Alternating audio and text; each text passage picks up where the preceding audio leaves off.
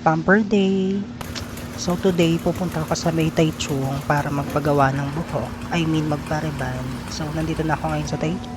Matagal ko na tong plano tapos ngayon lang ako nagkaroon ng time na pumunta or magpa-reband.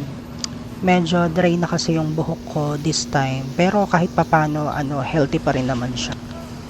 Bali pangalawang beses na reband ko na to, nung isa last year. Doon ako nagpagawa sa may Shallow City naman. Tapos ngayon dito naman sa may Taichung City.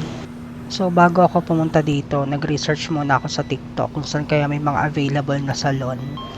Tapos nakita ko yung Taichung City, marami pala doon yung malapit sa Taroko Mall. Iba't ibang klase siya ng salon, meron siyang Taiwanese, merong Vietnamese at Indonesian na salon. So nagtry ako sa may Taiwanese salon.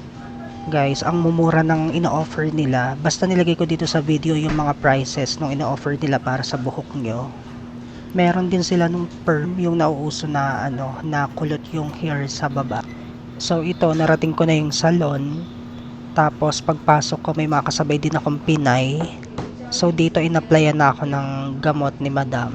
Tapos hindi lang ako yung Pinoy na customer, karamihan puro Pinoy yung customer dito ngayon. So ako nagpa-reband, tapos yung ibang Pinay dito nagpapakulay ng buhok. May nagpapa-reband din. Kapag nakita niyo yung mga Pinay dito sa may Taiwan, karamihan naka-blonde yung buhok. Feeling ko inspired sila kay Andrea Brillantes. So ako kasi virgin yung buhok ko na yung natural hair na to. So sabi ko aalagaan ko na yung buhok ko. So ito na yung final product, yung finished product niya. 'Di ba? Super satisfied ako kay Madam. Actually dalawa silang humawak ng buhok ko, pero mas magaling si Sir, si Kuya. Magaan yung kamay niya, tapos sobrang alaga niya sa buhok ng client niya. So that's all.